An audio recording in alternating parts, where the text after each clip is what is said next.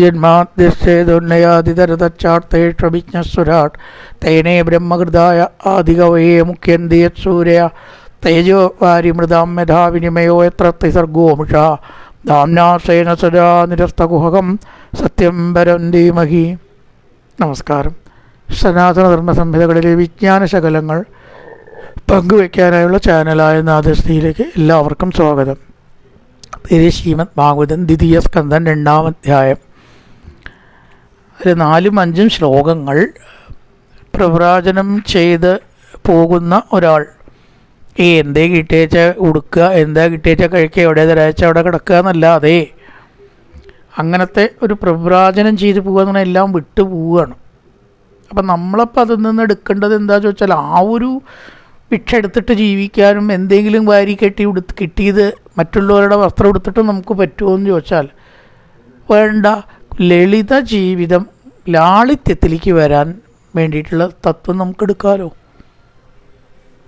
എത്രത്തോളം ലളിതമാക്കാൻ പറ്റുമോ അത്രത്തോളം ജീവിതം ലളിതമാക്കണം. അതാണ് സുഖം ഉണ്ടാവുക. ഇതിനെ സങ്കീർണമാക്കും തോറും നമുക്ക് ദുഃഖം ഉണ്ടാവുമെന്ന തത്വം പ്രവ്രാജകരെ സംബന്ധിച്ചുള്ളത് ഇവിടെ പറഞ്ഞു. ഏതെങ്കിലുമൊക്കെ നടക്കണവരങ്ങനെയാണ്. അത് നമുക്കെടുക്കുമ്പോൾ ഒന്ന് വ്യത്യാസപ്പെടുത്താം. അങ്ങനെയൊക്കെയുള്ള അധികാരവും സ്വാതന്ത്ര്യവും നമുക്കുണ്ട്. നമുക്കിപ്പോൾ അങ്ങനെയൊക്കെ അങ്ങോട്ട് ആവഹിക്കുക. പക്ഷേ എന്ത് വേണ്ട, എത്രയോ ലക്ഷങ്ങൾ ഇല്ലേ, 30 ലക്ഷം 40 ലക്ഷം 50 ലക്ഷം ചിലവാക്കിയിട്ട് എന്തിനാ കാറ് വാങ്ങണം? 5-6 ലക്ഷം റുപ്യക്ക് കാറ് കിട്ടുമല്ലോ, നമ്മുടെ ആവശ്യത്തിനുള്ളത് കിട്ടും ഇല്ലേ, അത് വാങ്ങുക. 2 നില വീട്, എത്രയോ മുറികൾ ഉണ്ടായിട്ട് അത്രയും വലിയ വീട് എന്തിനാ കെട്ടണം? ആവശ്യത്തിനൊരു വീട് കെട്ടുക, അങ്ങനെ എടുക്കുക. 500 സാരി നമുക്ക് ആവശ്യമില്ല. 5-10 സാരി ധാരാളമാണ്. 2, 3, 4, 5 സാരി ഉണ്ടായാൽ ഒന്ന് കഴുകി ഒന്ന് എടുക്കണേന് ഏതാ എടുക്കേണ്ടതെന്നുള്ള പ്രശ്നം ഉണ്ടാവില്ല. 2 വസ്ത്രമേ ഉള്ളൂ വെച്ചാൽ. അപ്പോൾ 500 സാരി ഒക്കെ ഉള്ളവരുണ്ട്, അതൊന്നും അതിശയോക്തിയല്ല. അപ്പോൾ അതെന്തിനാ? അത് എടുക്കുക. ലളിത ജീവിതത്തിലേക്ക് വരാൻ പറയുകയാണ്. ഏവം സ്വചിത്തേ സ്വത ഏവ സിദ്ധ ആത്മാ പ്രിയോർത്തോ ഭഗവാനന്ദ തം നിർവൃതോ നിയതാർത്ഥോ ഭജേത സംസാരകേതൂപരമച്ചയത്ര. ഏവം സ്വചിത്തേ, പ്രകാരം നമ്മുടെ ചിത്തത്തിൽ, സ്വത ഏവ താനെ തന്നെ സ്വാഭാവികമായിട്ട്, സിദ്ധ ഉള്ളവനും പ്രിയനും, സിദ്ധ പ്രിയ ഉള്ളവനും പ്രേമരൂപനും അർത്ഥ സത്യസ്വരൂപനും ആയ ഭഗവാൻ. നമ്മുടെയൊക്കെ ഹൃദയത്തിൽ ഭഗവാനുണ്ട്. ഒരു ഘട്ടം കഴിയുമ്പോൾ ഈശ്വരൻ നമ്മുടെ ഹൃദയത്തിലാണ് ആവണം. ക്ഷേത്രത്തിൽ തന്നെയുള്ളൂ എന്നുള്ള അവസ്ഥ മാറാനാണ് ഭാഗവതവും ഗീതയും. മാറിയില്ല വെച്ചാൽ ഭാഗവതത്തിലേക്ക് പഠിച്ചിട്ട് ഒരു കാര്യം ഉണ്ടാവില്ല. ഒന്നൊന്നും ഇങ്ങോട്ട് കയറണം. നമ്മൾ എപ്പോഴെങ്കിലൊക്കെ പോകാൻ തൊഴുക, വിരോധമൊന്നുമില്ല. പക്ഷേ അവിടെ അതിൽ ക്ഷേത്രഭ്രാന്ത് പാടില്ല എന്ന് ചുരുക്കം. ക്ഷേത്രഭ്രാന്ത് എന്നൊന്നുണ്ട്. അവിടേക്ക് നമ്മൾ ഒന്ന് മാറണം. ഇവിടെയൊക്കെ പറഞ്ഞുകൊണ്ടേയിരിക്കുകയാണ് ഹൃദയത്തിലാണ് ഈശ്വരൻ, ഹൃദയത്തിലാണ് ഈശ്വരൻ, ഹൃദയത്തിലാണ് ഈശ്വരനാണ്. അതിന് സംശയം മഹാന്മാരുടെ വാക്ക് വേറെ വിധത്തിലാവുമോ? പ്രിയ അർത്ഥ ഭഗവാൻ അനന്ത, സ്വതവേ തന്നെ നമ്മുടെ ഉള്ളിൽ ഉള്ള ഈശ്വരൻ. അതിന് ചില ഉപാധികൾ വേണമല്ലോ. അത് ക്ഷേത്രമാക്കി ഇത്രയേ ഉള്ളൂ. യാത്ര ചെയ്യാൻ കാറ് വേണം. ഒരു കാറാണോ നമ്മുടെ ലക്ഷ്യം? ഒരിക്കലുമല്ലോ. ചിലപ്പോൾ മന്ത്രിയെ കാണേണ്ടി വരും, സുഹൃത്തിനെ കാണേണ്ടി വരും, അതാണ് ലക്ഷ്യം. കാറില്ലാണ് നടക്കില്ല എന്നുള്ളതുകൊണ്ട് കാർ എടുത്തു, ഇത്രയേ ഉള്ളൂ. എയ്റോപ്ലെയിനാണ് കിട്ടിയ എയ്റോപ്ലെയിനിൽ പോവും, ട്രെയിനാണ് കിട്ടിയ ട്രെയിനിൽ പോവും. ഒന്ന് തന്നെ വേണമെന്ന് എവിടെയെങ്കിലും പറഞ്ഞിട്ടുണ്ടോ? ഒരാൾക്ക് 2 വീലറിൽ പോകാനും ഇഷ്ടം, കിലോമീറ്റർ കണക്കിന് സഞ്ചരിക്കാനും ഇഷ്ടമാണ്. ഞാൻ 2 വീലറിൽ കേട്ടോ, ഞാൻ കാറിലില്ല, നിങ്ങൾ കാറിൽ പോകുക. അപ്പോൾ ഇതാണ് ഇത്ര സ്ഥാനമേ ഉള്ളൂ. അത് കാർ തന്നെയാണ് കേമം എന്ന് പറഞ്ഞിരുന്നാൽ എന്താ ഉണ്ടാവുക? അപ്പോൾ ആ ലക്ഷ്യം എപ്പോഴും ഓർമ്മ ഉണ്ടാവണം. അതിൻ്റെ ഒരു മാർഗ്ഗമാണ് ക്ഷേത്രം. ഓൺലി എ മാർഗം. അതൊരു എന്താ പറയുക, ഒരു ഇത് മാത്രമാണ്, ഒരു മാർഗം മാത്രം. അവിടേക്ക് എത്താനുള്ള ഒരു മാർഗം എന്നല്ലാണ്ട് അതല്ല ലക്ഷ്യം. ക്ഷേത്രത്തിൽ നമ്മുടെ ലക്ഷ്യമില്ല. അപ്പം അതിവിടെ പറഞ്ഞു, സ്വത സിദ്ധ പ്രേമരൂപനും അർത്ഥ, അങ്ങനെയുള്ള ഭഗവാൻ അപരിച്ഛേദ്യൻ, അനന്തൻ ആയ, അനന്തനായിട്ടുള്ള, അറ്റമില്ലാത്തതായിട്ടുള്ള ആ ആത്മാവ് ഉണ്ട്. ഓർക്കണം എപ്പോഴും. നിർവൃത, ആനന്ദത്തോടു കൂടിയവനും, നിർവൃത ആനന്ദം. നിയതാർത്ഥ, നിശ്ചയിച്ച സ്വരൂപത്തോടു കൂടിയവനായിട്ട് തം ഭജേത. കണ്ടോ, ക്ഷേത്രത്തിൽ പോയിട്ട് ധാരാളം പ്രദക്ഷിണം വയ്ക്കണമെന്ന് പറഞ്ഞില്ല. ഞാനതിങ്ങനെ ആവർത്തിക്കും. എന്താ നിങ്ങൾ ക്ഷേത്രത്തിനെ കുറ്റം പറയാനില്ല. അമിത പ്രാധാന്യം കൊടുക്കേണ്ടാത്തതിന് അമിത പ്രാധാന്യം കൊടുക്കരുത് എന്ന് പറയാൻ വേണ്ടിയിട്ട് റിപ്പീറ്റ് ചെയ്യണം. പലരും ചെയ്യണ ഒരു അബദ്ധമാണത്. അതുകൊണ്ട് പറഞ്ഞു എന്ന് മാത്രമേ ഉള്ളൂ. ഇവിടെ പറയണം അവനെ ഭജിക്കണം. ആരെയാ? ശരീരത്തിൻ്റെ ഉള്ളിൽ നിർവൃത അന്തര്യാമിയായിട്ട് നിൽക്കുന്ന ഈശ്വരനിലേക്ക് എത്താൻ കഴിയണം. എത്ര യാതൊന്നിൽ സംസാരഹേതു പരമ, സംസാരം നശിക്കും. നമുക്ക് ഈ സംസാര ദുഃഖങ്ങളൊക്കെ നശിക്കും. നമ്മുടെ ഉള്ളിലുള്ളതായിട്ടുള്ള ഈശ്വരനിലേക്ക് എത്തിയാൽ, അവിടെ തന്നെയാണ് ഈശ്വരൻ എന്ന് കാണാറായാൽ, അനുഭവിക്കാറായാൽ നമ്മൾ എത്തേണ്ടടുത്ത് എത്തി. പിന്നെ എന്ത് മാർഗങ്ങളാണ്? അത് വിഷയ സ്ഥാനമില്ല. ചിത്തിരെത്തിയാൽ പിന്നെ മാർഗത്തിനല്ലല്ലോ സ്ഥാനം. അതിവിടെ ഒന്നും ആവർത്തിച്ചിരിക്കുകയാണ്. ഏവം സചിത്തേ സദയേവ സിദ്ധ, നമ്മുടെ ഉള്ളിലുണ്ടേ ആത്മാ പ്രിയോർത്തോ ഭഗവാൻ അനന്ത, അനന്തനായിട്ടുള്ള ആ ഭഗവാൻ പ്രിയനായിട്ടും നമുക്ക് ഹിതം ചെയ്യാനായിട്ടും നമ്മുടെ ഉള്ളിൽ നിൽക്കേ അതിനെ ഭജിക്കണം. തം നിർവൃതോ നിയതാർത്ഥോ ഭജേത, അങ്ങനെ ഭജിച്ചാലോ ഹജേത, ഭജിച്ചാൽ സംസാരകേതു പരമച്ചയത്ര, അവർക്ക് പിന്നെ സംസാര ദുഃഖം ഉണ്ടാവില്ല. സംസാരത്തിൽ ഒരു പ്രശ്നം ഉണ്ടാവില്ല എന്ന് പറഞ്ഞില്ല കേട്ടോ. അത് ബാധിക്കില്ല എന്നേ ഉള്ളൂ. പ്രശ്നങ്ങളുണ്ടാവും. കുട്ടികളില്ലാത്തതാവാം, കുട്ടികൾ കുഴപ്പക്കാരാവാം, കുട്ടികൾ അംഗവൈകലരൊക്കെ ഉണ്ടാവും, ദാരിദ്ര്യം ഉണ്ടാവും, പ്രശ്നം ഉണ്ടാവും. ആ പ്രശ്നം ബാധിക്കില്ല. എപ്പോഴും സൂക്ഷിക്കണം. എല്ലാ പ്രശ്നത്തിൻ്റെയും പരിഹാരം ആർക്കാ എവിടെ കിട്ടുക? ഈ 100% എന്നൊന്നില്ല, ഒന്നിനും ഇല്ല. അത് 100% എന്ന് പറഞ്ഞിട്ടൊന്നുമില്ല. ലക്ഷങ്ങൾ ചിലവാക്കിയിട്ട് കാറ് വാങ്ങിയാൽ അത് കേടുവരില്ലേ? അതിന് കുറവുണ്ടാവില്ലേ? വേറൊരു ഇതായിട്ട് താരതമ്യം ചെയ്ത് നോക്കിയാൽ എല്ലാതും 100% അല്ല. അപ്പോൾ നമുക്ക് ദുഃഖം ഉണ്ടാവും. പക്ഷെ ആ ദുഃഖങ്ങളെ അത് സ്വാഭാവികമാണ്, എനിക്ക് മാത്രമുള്ളതല്ല, ലോക നിയമമാണ് എന്ന് മനസ്സിലാക്കി തരണം ചെയ്യാനുള്ള കഴിവുണ്ടാവും. അതില്ല പലർക്കും. എത്ര ആത്മഹത്യകൾ നടക്കണു, എത്ര വഴക്ക് നടക്കണു, എത്ര ഡൈവോഴ്സ് നടക്കണു, എത്ര പ്രശ്നങ്ങൾ ഉണ്ടാവണം, എത്ര കലഹം ഉണ്ടാവണു. ഇതൊക്കെ ഈ അറിവിൻ്റെ കുറവാണ്. ഒന്നങ്ങനെ അഡ്ജസ്റ്റ് ചെയ്ത് പോവുക ഉണ്ടാവുമെന്ന് എന്ന് വിചാരിച്ചു നോക്കൂ. സംസാരഹേതു പരമശ്ച, ആ സംസാര ദുഃഖത്തിൽ നിന്ന് നമുക്ക് ഉപരമം ഉണ്ടാവും. ദുഃഖം ചിലപ്പോൾ അവിടെ ഉണ്ടായി എന്ന് വരും. മഴ ഉണ്ടായിക്കോട്ടെ, കുട പിടിച്ചാൽ പോരെ. മഴ എന്തിനാ ഇല്ലാണ്ടായിക്കണം? മഴ ഉണ്ടായിക്കോട്ടെ, കുട പിടിക്കുക. ആ കുടയാണ് ഭഗവത് പാദപത്മത്തിലത്തെ ആശ്രയം. അങ്ങനെ തന്നെ എടുക്കണം ഭാഗവതത്തേക്ക്. എന്നാൽ അവർക്ക് ഒരിക്കലും പരാജയം ഉണ്ടാവില്ല എന്നാണ്. കത്താം ത്വനാതൃത്യ പരാനുചിന്താമൃതേ പശൂൻ അസതിന്നാമയുഞ്ജാൻ പശ്യഞ്ജനം പതിതം വൈതരണ്യാം സ്വകർമ്മജാൻ പരിതാപാഞ്ജുഷാണം. പശൂൻ ഹൃദേ, പശുക്കളെ കൂടാതെ. നമ്മളും പശുക്കൾ എന്ന് പറഞ്ഞാൽ സംസ്കൃതത്തിൽ മൃഗങ്ങൾ എന്നർത്ഥമാണ്.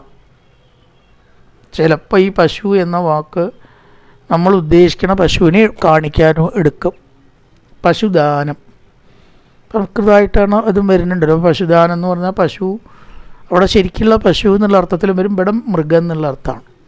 പശുക്കളൊക്കെ മൃഗങ്ങൾക്കൊക്കെ പശു എന്നാണ് പറയുക. സംസ്കൃതത്തിലും അതായത് ഹിന്ദിയിലും അങ്ങനെ തന്നെയാണ്. മൃഗ് എന്ന് പറഞ്ഞാലോ മാനാണ്.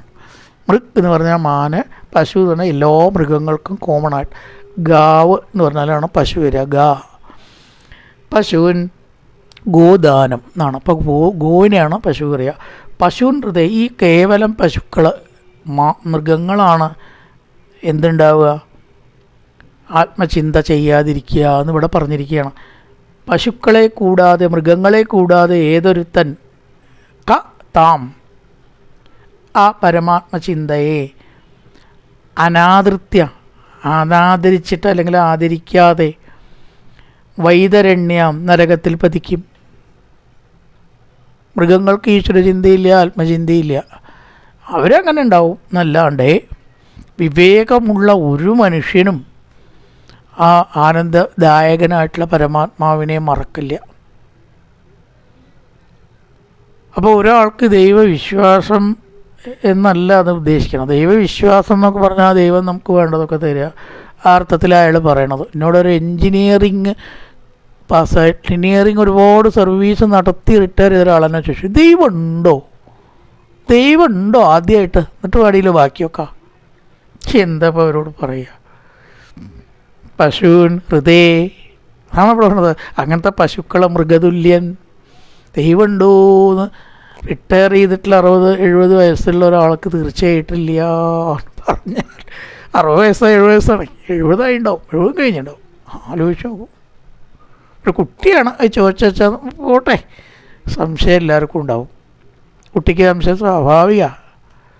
ഒരു 70കാരൻ ചോദിക്കുകയാണ് ദൈവം ഉണ്ടോ ആദ്യം, എന്നിട്ട് മതി ബാക്കി ചർച്ച.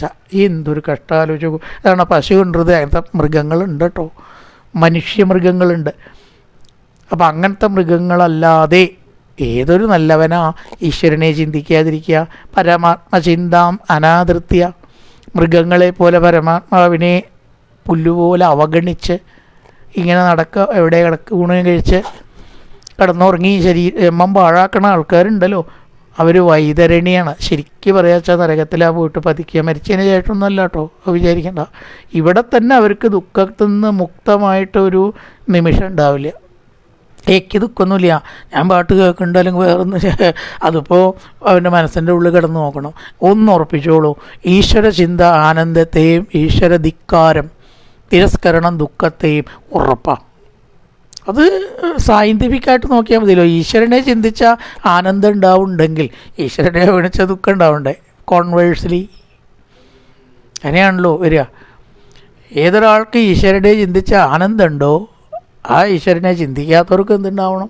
കോൺവേഴ്സ്ലി തീർച്ചയായിട്ടും. അപ്പോൾ അവർ വൈതരണിയിൽ വീഴുന്നു. ബുദ്ധിയുള്ള ഏതൊരുവൻ ആ നരക ദുഃഖത്തെ സ്വീകരിക്കും എന്ന് ചോദിക്കുകയാണ്.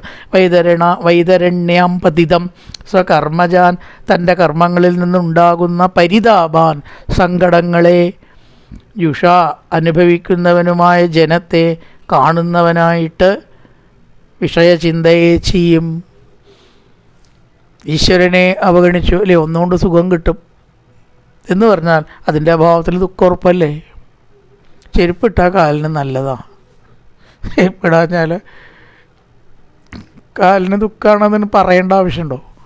നല്ല വിധം ക്വാളിറ്റിയില്ല ചെരുപ്പിട്ടുള്ളൂ കേട്ടോ, കാലിനത് നല്ലതാണ്. MCR ചെരുപ്പൊക്കെ ഇട്ടാൽ ആ ചെരുപ്പേ ഇടണില്ല ഒരാളെ ചെന്തണ്ടാവുക പറയാനുണ്ടോ? കാലിന് പരിക്കുണ്ടാവും, സംശയമുണ്ടോ? അതുപോലെ നൽക്ക് നമ്മളൊരു രക്ഷയാണ് ഈശ്വര ചിന്ത. വെറുതെ കണ്ടെത്തി ഇതല്ലല്ലോ ഇത്. അപ്പോൾ അതില്ലാത്തവരെ മൃഗതുല്യമായിട്ട് അതപ്പതിക്കും. ആ മൃഗതുല്യമായിട്ട് മനുഷ്യ ജന്മം ഭാരതത്തിൽ കിട്ടിയിട്ട് ഈശ്വര ചിന്തയെ അവഗണിച്ച് നടക്കുന്നവർ, അവരെ പോലെ ബുദ്ധിയുള്ള ഏതൊരാളാണ് ആവുക? വൈതരണിക്ക് തുല്യ. വൈതരണി എന്ന് പറഞ്ഞാൽ ഏറ്റവും ദുഃഖമുള്ള ഒരു നരകം എന്നാണ്. നടക്കാൻ വിഷമുള്ളതാണ് അത്രേ വൈതരണി. കല്ലും മുള്ളും കുപ്പിച്ചില്ലും കൂർത്ത മുള്ളുകളും ഒക്കെ നിറഞ്ഞ ഒരു വഴിക്കാണ് വൈതരണി എന്ന് പറയുക. അപ്പോൾ അവിടേക്കുള്ള വഴി എന്ന് പറഞ്ഞ ഒരു വൈതരണിയാണ് നമ്മൾ പറയലുണ്ട്. ഏറ്റവും ക്ലേശം നടക്കാൻ. അപ്പോൾ ആ ദുഃഖത്തിൽ പതിച്ച് നമ്മൾ പലരെയും കാണുന്നു ഈശ്വരചിന്ത അവഗണിച്ചിട്ട്. അപ്പോൾ ബുദ്ധിയുള്ള ഏതൊരാൾ മൃഗതുല്യമായിട്ടുള്ളവർ ഒഴികെ അവരങ്ങനെയാവും. അല്ലാത്ത ഏതൊരാളാണ് ഇത്തരം ആനന്ദദായകനെ മറക്കുക എന്ന് ചോദിച്ചിരിക്കുകയാണ്. കസ്താം തു അനാദൃത്യപരാനുചിന്താമൃതേ പശൂനസതിയും നാമയുഞ്ചാൻ. അസത്തായിട്ടുള്ള സാരമില്ലാത്ത തെറ്റായ അതിനൊക്കെ അസതി എന്ന് പറയാം. അവരുടെ കൂടെ അവരെ അനുകരിക്കാൻ ബുദ്ധിയുള്ളവർ ഇഷ്ടപ്പെടുമോ? അതുകൊണ്ട് ഓരോ സന്ധ്യയ്ക്കും രാമെന്നിപ്പോൾ ചെല്ലണ്ട എന്ന് തോന്നുന്നുണ്ടെങ്കിൽ ചിന്തിച്ചോളൂ, പശൂനസതിയും നിങ്ങൾ മൃഗമാവാൻ പോവുകയാണ്. ഒരു ദിവസത്തെ രാവിലത്തെ ഈശ്വരചിന്ത പോയാൽ അന്നത്തെ ദിവസം പോയി എന്നാണ് ഗാന്ധിജി, മഹാത്മാവായിട്ടുള്ള ഗാന്ധിജി പറഞ്ഞത്. അന്ന് ഊണ് കഴിച്ചിട്ടോ ബാക്കി ഏത് നല്ല അനുഭവം ഉണ്ടായിട്ടും കാര്യമില്ല. ആത്മാവിൻ്റെ ആഹാരമാണ് പ്രാർത്ഥന. ശരീരത്തിൻ്റെ ആഹാരം നമ്മൾ കഴിക്കുന്നുണ്ട് വെച്ചാൽ ആത്മാവിനെ പട്ടിണി കീടുകയാണ്. ഒരു ദിവസമെങ്കിലും പരമാത്മാവിനെ ചിന്തിച്ചിട്ടില്ലെങ്കിൽ നേരെങ്കിലും ആ വിഷയത്തിൽ നമ്മൾ ഇരിക്കണം. രാവിലെ അതെ, വൈകുന്നേരം അതെ. ചെയ്തില്ലെങ്കിൽ പശൂനസതിയും മൃഗം നമ്മൾ തമ്മിൽ എന്താ വ്യത്യാസം? പശ്യഞ്ജനം പതിതം വൈതരണ്യാം. അങ്ങനെ ചില ആൾക്കാർ നരകദുഃഖം അനുഭവിച്ച് കാണുന്നില്ലേ നമ്മൾ? അപ്പോൾ എന്തിനാണ് അവരെ അനുകരിക്കുന്നത്? സ്വകർമ്മജാൻ പരിതാപാഞ്ജുഷാണം, തൻ്റെ കർമ്മത്തിൽപ്പെട്ടിട്ട് അങ്ങനെ അനന്ത ദുഃഖം അനുഭവിക്കുന്ന പശുതുല്യന്മാരെ ഒരു കാരണവശാലും അനുകരിക്കരുത്.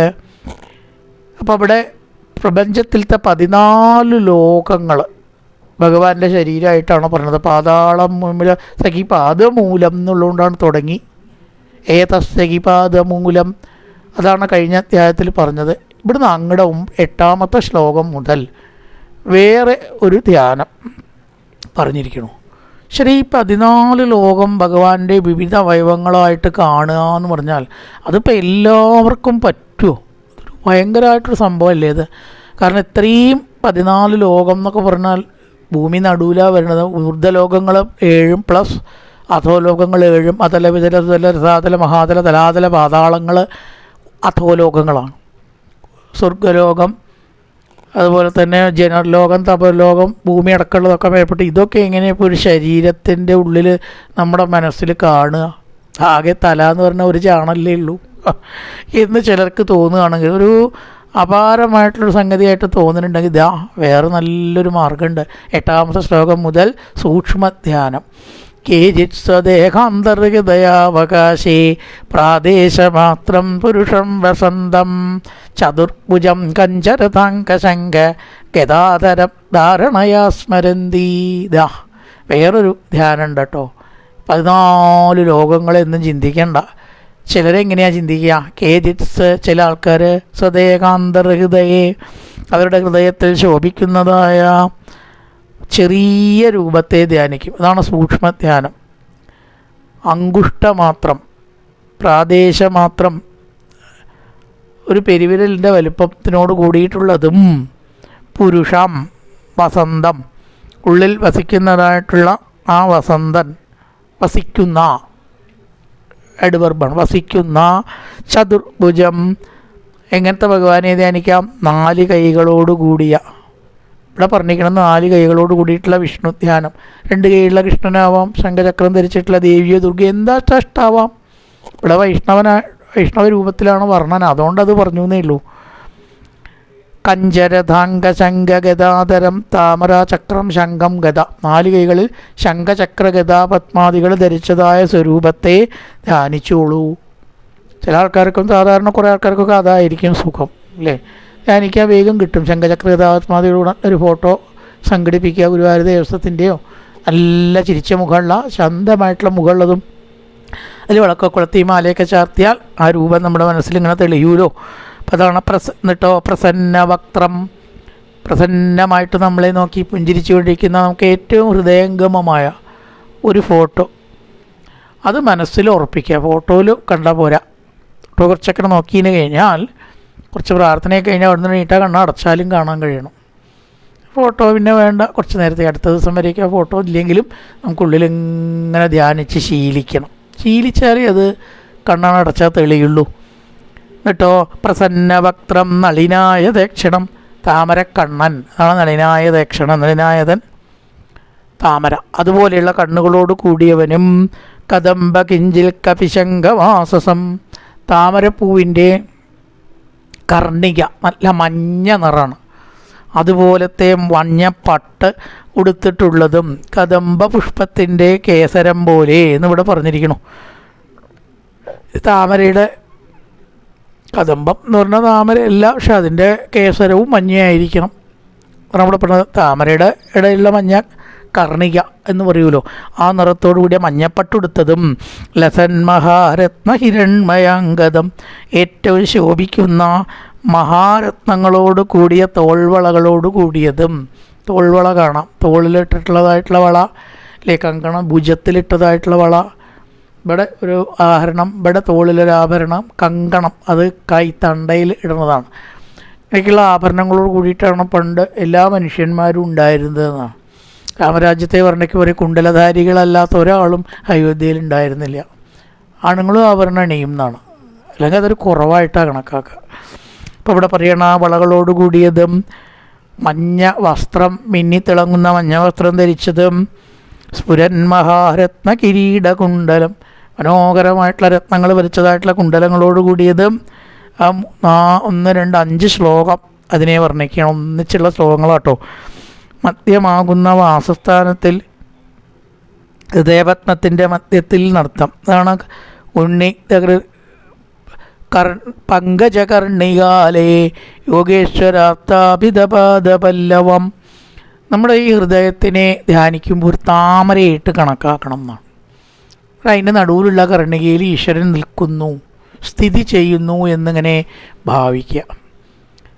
വളരെ നേരത്തെ ചെയ്യേണ്ട കാര്യം. ഇതിന് ധ്യാനത്തിനും മെഡിറ്റേഷനും ഒക്കെ ശരിക്കും പറയാച്ചാൽ സമയമുണ്ട്. നട്ടുച്ചയ്ക്ക് നമുക്ക് ലേശം ധ്യാനിച്ചാൽ തോന്നിയിട്ട് കാര്യമില്ല. മുഴുവനെയും കൂടെ ശരിയല്ല അത്. പക്ഷെ സാത്വികമായിട്ടുള്ള സമയമാണ് രാവിലെ 4 to 7, വൈകുന്നേരം 4 to 7. ധ്യാനത്തിനും മെഡിറ്റേഷനും പ്രാണായാമത്തിനും യോഗയിൽ അവർ പറയുന്ന സമയമാണത്. മോർണിംഗ് ഏറ്റവും രാവിലെ, ഏറ്റവും ഉത്തമം രാവിലെയാണ്. അത് 4 to 7 കഴിഞ്ഞാൽ പിന്നെ ചൂടായി, വെയിൽ ചൂടായി കഴിഞ്ഞാൽ ഏകാഗ്രത കുറയും, സാത്വിക സമയമല്ല. അപ്പോൾ ആ ടൈമിൽ ഈ ചിന്ത വിളക്ക് കൊളുത്തി വെച്ച് കുറച്ച് ധ്യാനവും കണ്ണടച്ച് സ്വസ്ഥമായിട്ട് അങ്ങനെ ഇരുന്ന് നോക്കൂ. നമുക്ക് അട്ടൈശ്വര്യസിദ്ധി അല്ലെങ്കിൽ അതുകൊണ്ടൊക്കെ നേടുക അതല്ല, പക്ഷേ നല്ലൊരു സുഖം മനസ്സിന് തോന്നും. രക്തചംക്രമണമൊക്കെ വളരെ കൃത്യമായിട്ട്, അങ്ങനത്തെ ഒരു രോഗമോ ഷുഗറോ പ്രഷറോ ഒക്കെ കുറയാൻ ഇത് സഹായിക്കും. വലിയ നേട്ടമാണ്. അതന്നെ പോരെ വലിയ നേട്ടം. മറ്റൊക്കെ വിട്ടേക്കൂ. അങ്ങനെ ധ്യാനിക്കാനാണ് ഇവിടെ പറയണത്. പങ്കജകർണികാലയെ, നമ്മുടെ ഹൃദയമാകുന്ന താമരയിൽ യോഗേശ്വരാർത്താപിത പാദപല്ലവം, യോഗേശ്വരന്മാർ സ്ഥാപിക്കപ്പെട്ട പാദപല്ലവത്തോടു കൂടിയതും, യോഗേശ്വരന്മാർ മനസ്സിൽ ധ്യാനിക്കുന്ന പാദം ഏതോ ആ പാദത്തെ ധ്യാനിക്കുക. ശ്രീലക്ഷ്മണം, ശ്രീദേവിയാകുന്ന മാറിടത്ത് ഏതൊരാളുടെയാണോ ശ്രീദേവി ഉള്ളത്, ലക്ഷ്മി ഭഗവാന്റെ മാറത്താണ് വസിക്കുന്നത്. ഐശ്വര്യത്തിനോ സമ്പത്തിനോ വേറെ ധ്യാനം ആവശ്യമുണ്ടോ? ഇല്ല. വേറെ ഉപാസന ഒന്നും വേണ്ട. കൗസ്തുഭരത്ന ഗന്ധരം, കൗസ്തുഭം എന്ന അമൂല്യമായിട്ടുള്ള രത്നത്തെ ധരിച്ചിരിക്കുന്നവൻ, രത്നം ഉള്ള സ്ഥലത്ത് സർവ്വ ഐശ്വര്യം ഉണ്ടാവുന്നതാണ്. ആണ് ഈ പ്രതിഷ്ഠയുടെ ഉള്ളിലൊക്കെ രത്നം ഇടുന്നത്. നവരത്നങ്ങൾ ശരിയായിട്ടുള്ള രത്നമാണ്, ഡ്യൂപ്ലിക്കേറ്റ് കാര്യമില്ല. അതവിടെ ഇട്ടിട്ട് പ്രതിഷ്ഠ ചെയ്താൽ അമ്പലത്തിലേക്ക് വേണ്ടതൊക്കെ അവിടെ വന്നോളുന്നതാണ്. അത് ആലോചിച്ച ശരിയാണ്. കാരണം ഏത് ക്ഷേത്രവും ഒരു ഘട്ടം കഴിഞ്ഞ് അപ്പം തന്നെ ജീർണോദ്ധാരണം ഉണ്ടാവുന്നുണ്ട് അല്ലേ? ആലോചിച്ച് ഈ കലിയുഗത്തിൽ എല്ലാ ഇപ്പോൾ കമ്മിറ്റി ഉണ്ടാവും, അതൊക്കെ നടക്കും ചെയ്യും. ഏത് കലിയുഗം ആയിക്കോട്ടെ, ഒരു ക്ഷേത്രം ഇടിഞ്ഞു പൊളിഞ്ഞു പോകില്ല. അതിന് ഒരു കാരണം ഈ രത്നങ്ങളാണെന്നാണ്. മന്ത്രങ്ങളെ കൊണ്ട് അതിനകത്ത് ശക്തിയുണ്ട്, അതുകൊണ്ട് ഈ രത്നമുള്ള ദിക്കിൽ നാശം ഉണ്ടാവില്ല എന്നാണ്. ഇപ്പം കൗസ്തുഭം എന്ന അമൂല്യമായിട്ടുള്ളൊരു രത്നമാണ്. ഭഗവാന്റെ കഴുത്തിൽ മാത്രമേ അതിനെ കേൾക്കാൻ പറ്റുള്ളൂ, വേറെ എവിടെ ഇതില്ല. അതിനെ നമ്മൾ ധ്യാനിച്ചാലോ കുറച്ചൊരു ഐശ്വര്യം നമുക്കുണ്ടാവും.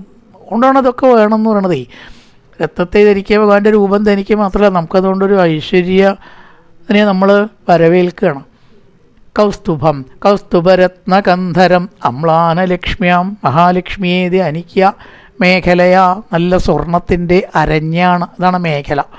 അരഞ്ഞാണ് കിട്ടിയതും അങ്കുലീയകൈ, വിരലിന്മേൽ മോതിരങ്ങളുള്ളതും ആയ മഹാധനെ, അനവധി ബലപ്പിടിച്ച നൂപുരം കങ്കണം മുതലായിട്ടുള്ള കൈവളകൾ ചാർത്തിയതും ആയ. പിന്നെ പറയണം നീലകുന്തളയർ, നീല കറുപ്പൊക്കെ ഒരേ ഇതായിട്ടുള്ള മുടിയോടുകൂടി വിഭൂഷിതം മേഖലയാങ്കുലീയകേ മഹാധനെ നൂപുര കങ്കണാദിപി നിഗ്ധാമല കുഞ്ചിത നീലകുന്തളയർ പിരോചമാനാനനഹാസപേശലം അധീനലീലാകസിദക്ഷണോല്ലസൽ ഭ്രൂഭംഗ സംസൂചിത ഭൂര്യനുഗ്രഹം ഏക്ഷേത ചിന്താമയമേനമീശ്വരം യാവന്മനോധാരണയാവതിഷ്ഠതേ. പറയുകയാണ്, ഉദാരമായിട്ടുള്ള മന്ദഹാസത്തോടു കൂടിയ കടക്കണ്ണുകൊണ്ട് എല്ലാവരെയും നോക്കി ആനന്ദിപ്പിക്കുന്ന മന്ദഹാസം എങ്ങനെയാ കണ്ണിൽ വരിക? ചിരിക്കാന്ന് പറഞ്ഞാൽ ചുണ്ടുകൊണ്ടും വായുകൊണ്ടൊക്കെ അല്ലേ ചിരിക്കുക? ഇവിടെ ഒരു ചോദ്യം ഉണ്ടാവാം. ചിരിക്കുക എന്ന് പറഞ്ഞാൽ ചുണ്ടുകൊണ്ടാണല്ലോ നമ്മൾ ചിരിക്കുക സാധാരണ. അങ്ങനെയല്ല, കണ്ണ് വളരെയേറെ നമ്മുടെ ഭാവത്തെ പ്രകടിപ്പിക്കുന്ന ഒന്നാണ്. ദേഷ്യമുള്ള ഒരാളുടെ കണ്ണ് കണ്ടു അയാൾ ദേഷ്യപ്പെട്ടിട്ടെന്നാ പറയാണ്ടോ. സന്തോഷം ഉണ്ടെങ്കിൽ കണ്ണുകൾ വിടർന്നു നമ്മൾ പറയും. സന്തോഷം കൊണ്ട് അവളുടെ അല്ലെങ്കിൽ അവൻ്റെ കണ്ണുകൾ വിടർന്നു.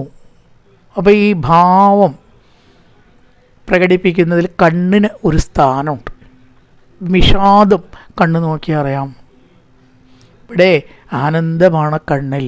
ആ പുഞ്ചിരിയുടെ ആനന്ദ അംശം, ആനന്ദഭാവം, എന്താ പറയേണ്ടത്, രീതിയിലുള്ളതായ ഒരു ഭാവം ആ കണ്ണിൽ ഇങ്ങനെ കാണുന്നുണ്ട്. അതാണ് അവിടെ കണ്ണ് ആനന്ദമായിട്ട് ബന്ധപ്പെടുത്തിയത്. മന്ദഹാസത്തോടു കൂടിയതായിട്ടുള്ള അതുകൊണ്ടും ആ കണ്ണുകൊണ്ട്, കടക്കണ്ണുകൊണ്ട് വിളങ്ങുന്ന പുരികങ്ങളുടെ ഇളക്കങ്ങളെ കൊണ്ട് ഈശ്വരം ധാരണയാവതിഷ്ഠത, ഓരോരോ ഭാഗം ആയിട്ട് ധ്യാനിച്ച് ശീലിക്കുന്നതിനാണ് ധാരണ എന്ന് പറയുക. കാല് ധ്യാനിക്കുക, പുറവടി ധ്യാനിക്കുക, കണങ്കാല് ധ്യാനിക്കുക, തുട ധ്യാനിക്കുക, അരക്കെട്ട് ധ്യാനിക്കുക, പിന്നെ അതുവരെ ഒന്ന് നിർത്തി അതുവരെ ഉള്ളതൊക്കെ കൂട്ടിച്ചേർത്ത് ധ്യാനിക്കുക, പിന്നെ വീണ്ടും അരഞ്ഞാണ് ധ്യാനിക്കുക, കൗസ്തുഭം ധ്യാനിക്കുക, 4 കൈകൾ, ശംഖ്, ചക്രം, ഗദ, താമരപ്പൂവ് ഓരോന്നായിട്ട് ധ്യാനിക്കുക, എന്ന് നിർത്തി അതുവരെ ഉള്ളതൊക്കെ ഒന്ന് കൂട്ടി ധ്യാനിക്കുക. മുഖം, അതിൽ തന്നെ ചുണ്ട്, നാസിക, 2 കണ്ണ്, കർണ, ആഭരണങ്ങൾ, കുണ്ടലങ്ങൾ ധരിച്ച ചെവി ഇതൊക്കെ ധരിക്കുക, ഒന്ന് നിർത്തി അതുവരെയുള്ളതൊക്കെ കൂട്ടിയിട്ടാവുമ്പോൾ എന്തായി, മുഴുവൻ രൂപമായി. അപ്പോൾ ഓരോരോ ഭാഗമായിട്ട് ധ്യാനിച്ച് പൂർണ്ണരൂപം മനസ്സിൽ കാണാറാവുക ഒരു പ്രക്രിയ തന്നെയാണത്. അപ്പോൾ ഉള്ള ഒരു ആനന്ദം മറ്റൊരാൾ നമുക്ക് പറഞ്ഞു തരേണ്ട, സ്വയം അനുഭവിക്കാറാവും. അതാണ് 8 മുതൽ 12 വരെ സ്വരൂപത്തിലുള്ള സൂക്ഷ്മധ്യാനത്തെ പറഞ്ഞത്. കേചിത് സ്വദേഹാന്തർഹൃദയാവകാശേ പ്രാദേശമാത്രം പുരുഷം വസന്തം, ഉള്ളിൽ വസിക്കുന്ന വസന്തം. വസന്തകാലല്ല കേട്ടോ, വസന്തം എന്ന് പറഞ്ഞാൽ വസിക്കുന്ന ആഡ്വർബാണ്. ക്രിയാവിശേഷണമായിട്ടുള്ള വസന്തം, വസിക്കുന്ന പുരുഷം, പുരുഷനെ കാണണം. എങ്ങനെയാ അത് പറഞ്ഞിരിക്കുകയാണ്. തുടർന്നുള്ള ചതുർഭുജം കഞ്ചരഥാംഗ ശങ്കഗദാധരം ധാരണയാ സ്മരന്തി, 4 കൈകൾ, അതിൽ കഞ്ചം താമര, രഥാംഗം ചക്രം. രഥാംഗം എന്ന് പറഞ്ഞാൽ ചക്രമാണ്. രഥാംഗമാണി രക്ഷോഭ്യ സർവപ്രകരണായുധ. രഥാംഗം ചക്രം, സുദർശന ചക്രം. ശംഖ, അതുപോലെ തന്നെ ഗദാധരം ധാരണയാ സ്മരന്തി, ഓരോന്നായിട്ട് കോൺസെൻട്രേറ്റ് ചെയ്യുക. പ്രസന്ന വക്രം നളിനായതക്ഷണം കദംബ കിഞ്ചിൽ കപിശങ്കവാസസം. താമര അല്ലെങ്കിൽ കദംബത്തിൻ്റെ ആ കേസരവും മഞ്ഞ ആവാം, നമ്മൾ കാണാത്തതുകൊണ്ട് കദംബം. എന്തായാലും മഞ്ഞ നിറത്തിലുള്ള വസ്ത്രം ധരിച്ചവൻ, പിശങ്കവാസസം മഞ്ഞ വസ്ത്രം, മഞ്ഞപ്പട്ട്. ലസൻ മഹാരത്ന ഹിരൺമയങ്കദം പുരൻ മഹാരത്ന കിരീട കുണ്ടലം, രത്നങ്ങൾ പതിച്ചതായിട്ടുള്ള കുണ്ടലങ്ങൾ, മാലകൾ, രത്നമാല അതൊക്കെ ധരിച്ചവനും. ഉന്നിതഹൃൽ പങ്കജകർണികാലേ, നമ്മുടെ ഹൃദയത്തെ താമരയാക്കി ധ്യാനിക്കുക. അതിലാണ് ഇതൊക്കെ ധ്യാനിക്കേണ്ടത്. ഉന്നിതഹൃൽ പങ്കജകർണികാലേ, അതിൻ്റെ കർണികയുടെ കർണിക താമരയുടെ നടുവിലാവുമല്ലോ, നടുവിൽ ഈ രൂപത്തെ ധ്യാനിക്കുക. യോഗേശ്വര അർത്ഥാഭിതപാദപല്ലവം, യോഗേശ്വരന്മാരൊക്കെ ഈ ശക്തിയൊക്കെ നേടുന്നത് എവിടുന്ന, ഈ ധ്യാനം കൊണ്ടാണ്. അങ്ങനെയുള്ള പാദത്തെ ധ്യാനിക്കുക. ശ്രീലക്ഷ്മണങ്കോർത്തു വരത്നകന്ധരം, മാറത്ത് ലക്ഷ്മി ദേവി ഏതൊരു ഭഗവാന്റെയാണോ ഉള്ളത് ആ ലക്ഷ്മി ദേവിയെയും ധ്യാനിക്കാം. നീല നിറത്തിലുള്ള തലമുടി, സമൃദ്ധമായിട്ട് ഇങ്ങനെ കിടക്കുന്ന തലമുടി. 2 പുരുഷന്മാർ മുടി വെട്ടില്ല എന്നൊക്കെ പിന്നീട് വന്നതാ. മുടി സമൃദ്ധമായിട്ട് അങ്ങനെ പിന്നാപ്പുറത്ത് കിടക്കേണ്ടതെന്നാണ്, അതാണ് ലക്ഷണം. അത് വെട്ടിക്കളഞ്ഞ ഒരാളെ ശിക്ഷിക്കുമ്പോഴാണ് അത്രയും ചെയ്യുക. ആ അശുഭമാണ് മുടി വെട്ടുക എന്ന് പറഞ്ഞാൽ, പണ്ടങ്ങനെയാണ് കണക്കാക്കിയിരുന്നത്. അതുകൊണ്ട് അങ്ങനെ സമൃദ്ധമായിട്ട് കിടക്കുന്ന തലമുടിയും ആണെന്നു. വിദ്നാമല കുഞ്ചിത നീലകുന്തളയർ വിരോചമാനാനകാസപേശലം, മനോഹരമായിട്ടുള്ള പുഞ്ചിരി. അധീന ലീലാകസ്ഥിതക്ഷണോല്ലതൽ ഭ്രൂഭംഗ സംസൂചിത ഭൂര്യനുഗ്രഹ, ഭ്രൂഭംഗം പുരികക്കൊടി, മനോഹരമായിട്ടുള്ള മന്ദഹാസം കൊണ്ട് അല്പം ഇളകുന്ന പുരികക്കടികളോട് കൂടിയിട്ട് ഈക്ഷേത ചിന്താമയമേനമീശ്വരം, ആ ഈശ്വരനെ ഇങ്ങനെ കാണണം. ഈക്ഷേത ഉള്ളിൽ കാണുക. എന്നിട്ടോ യാവൻ മനോധാരണയാവതിഷ്ഠതേ, ധാരണ ധ്യാനം മനസ്സിൽ ഉറയ്ക്കുന്നത് വരെ, വ്യക്തമായിട്ടങ്ങനെ തെളിയുന്നത് വരെ ഇതിങ്ങനെ ശീലിക്കണം എന്ന് പറഞ്ഞു വെച്ചിരിക്കുകയാണ്. ആ ധ്യാനത്തെ തുടരുകയാണ് തുടർന്നുള്ള ശ്ലോകത്തിൽ. കായേന വാചാ മനസേന്ദ്രിയർവാ ബുദ്ധ്യാത്മനാ വാ പ്രകൃതി സ്വഭാവാൻ കരോതി യത്യസകലം പരസ്മൈ നാരായണായേതി സമർപ്പയാമി. ഓം പൂർണ്ണമദ പൂർണ്ണമിദം പൂർണ്ണാൽ പൂർണ്ണമുദച്യതേ പൂർണ്ണസ്യ പൂർണ്ണമാദായ പൂർണ്ണമേവാവശിഷ്യതേ. ഓം ശാന്തി ശാന്തി ശാന്തി. ഹരി ഓം ശ്രീ ഗുരുഭ്യോ നമഃ. ഹരി ഓം.